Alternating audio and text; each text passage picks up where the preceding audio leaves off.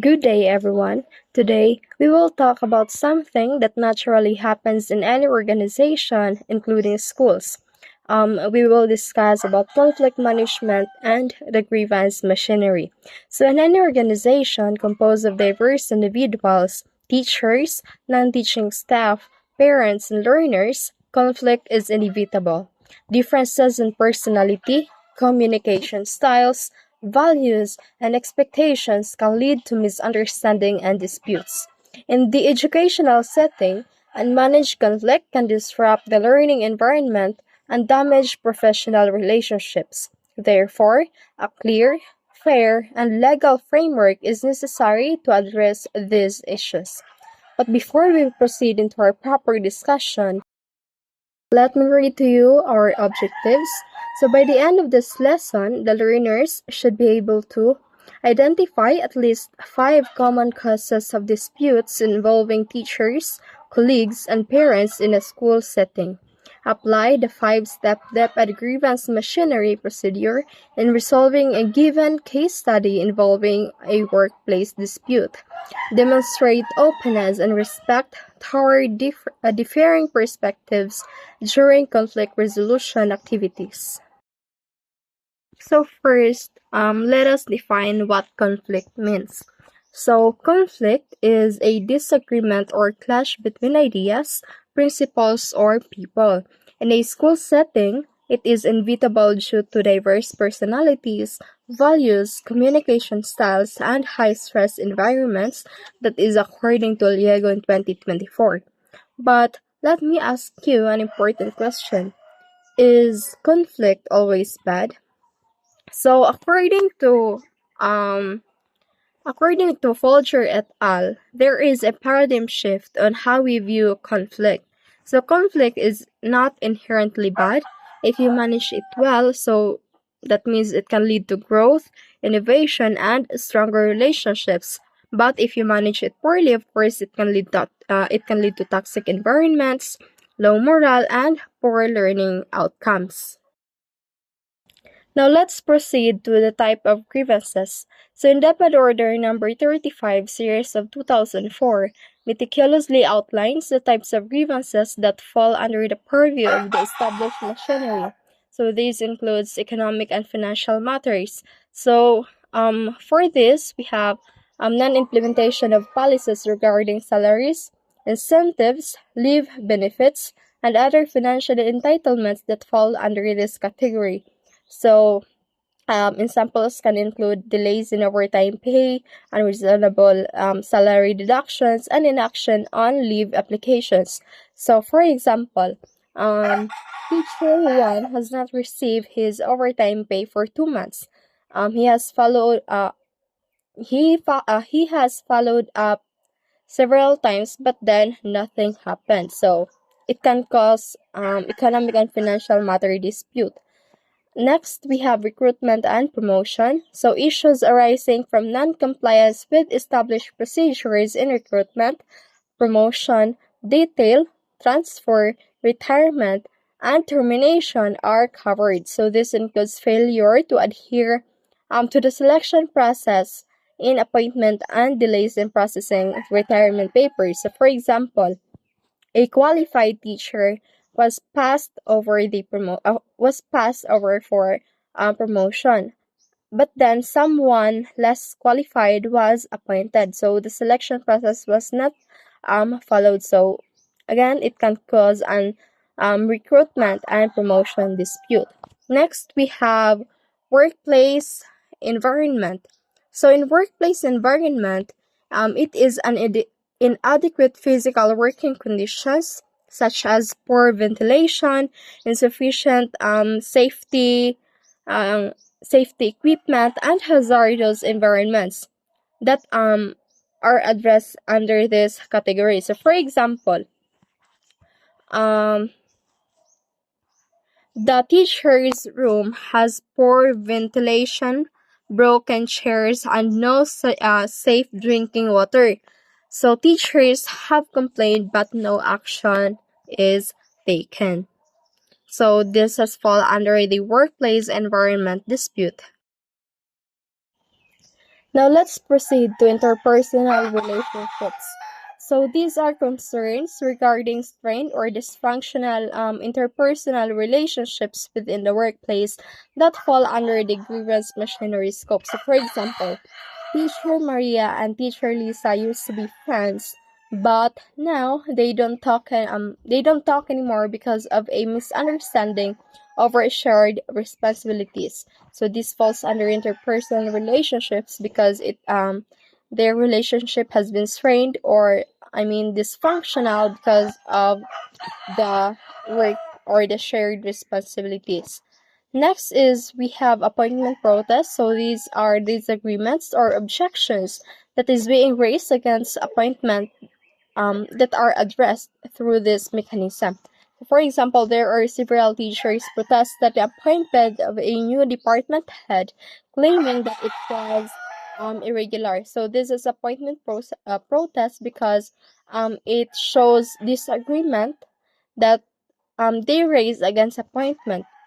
So in DepEd Order number 35, series of 2024, there is also called general dissatisfaction. So this means that this is any other matter causing employees discontentment beyond the explicitly mentioned categories can be brought forward through the grievance machinery.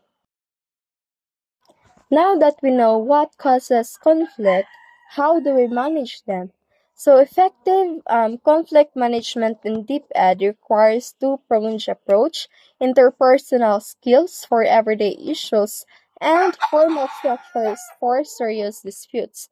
So for interpersonal strategies, we have communication is key. So we have active listening. You have to hear in order for you to understand, not just to reply. Next is I statements. Of course, this is expressing the feelings without blame. For example, this I felt concerned when the report was delayed instead of you are always late. Next is empathy. You have to try to understand the other person's perspective. Now we have emotional intelligence. So first we have self-regulation. You have to manage your own emotions during a heated discussion. Next is social awareness. So you have to read the emotion of others. Next is for strategy 3, we have focus on interest, not positions. So you have to understand the whys behind what someone is demanding. So this is a core principle of principled negotiation that is according to Fisher et al. In 2011. But what if, when disputes escalate and cannot be resolved through interpersonal strategies? So, diri na mosulod si formal strategies. So, this include negotiation. So, this is a discussion that aimed to reach an agreement. Mediation. This is a neutral third party. So, for instance, a master teacher, school head, that could facilitate communication and helps the disputing parties find their own solution. So this is a key function of grievance committee. Next is arbitration or adjudication. So this is a third party that will hear both sides and makes a binding decision. So this is often the final step in a formal grievance or administrative process that we can say this in the Civil Service Commission in 2017 DepEd 2006. So in the Department of Education, we have a structured system called the grievance machinery that is established under DepEd Order number 35 series of 2004. So I will provide you a clear the structured five-step procedure for addressing grievances. So first, we have discussion with immediate supervisor. So this the aggrieved party initially presents their grievance, either orally or in writing, to their immediate supervisor. And then the supervisor has 3 days to respond to the employee orally with their decision. So if the grievance involves the supervisor directly, then the employee can approach the next higher supervisor. I mean the highest supervisor. Next is appeal to higher supervisor.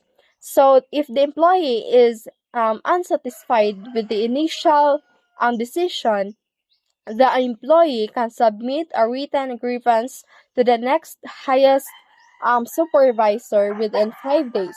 So then this supervisor has 5 working days to issue their decision. Next, appeal to grievance committee. So the decision of the higher supervisor can be appealed to the relevance grievance committee within 5 working days. So the committee, after conducting an investigation and hearing, if required, within 10 working days, delivers its decision within 5 working days. But if the grievance involves the grievance committee itself, the employee can appeal directly to the office of the secretary through the undersecretary for legal affairs. Next, we have appeal to the office of the secretary. So, should the employee remain unsatisfied with the grievance committee's decision, then they can appeal. They can appeal within the 5 working days to the office of the secretary via the undersecretary for legal affairs. The decision will be rendered within 10 working days, but in cases where the grievance involves the secretary, the employee can directly approach the Civil Service Commission's regional office. And the last procedure is appeal to the Civil Service Commission Regional Office.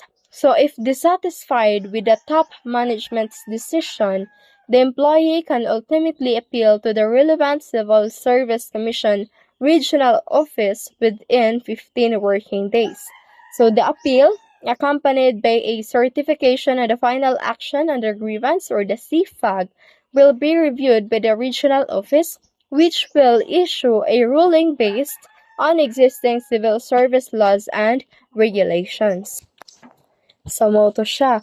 The 5 structured step procedure addressing grievances. Una, discussion with immediate supervisor. If dili ka masatisfied, you have to appeal to higher supervisor. If dili Japan masatisfied, appeal it to the grievance committee. If dili Japan, then proceed to the office of the secretary. Then if you remain unsatisfied, then you can appeal it to Civil Service Commission Regional Office. So as I end this discussion, let me leave you with this reflection. So in every school, conflicts will arise like storms, but a storm does not have to destroy. It can also clear the air and make way for new growth. So the DepEd grievance machinery is our shelter, but the true strength lies in how we choose to understand, respect, and listen to one another. Remember, conflict is inevitable, but combat is optional. So as future teachers, we should know on how to handle conflicts with openness, respect, and professionalism, because we are the builders of bridges, not walls. So, thank you everyone for your active participation.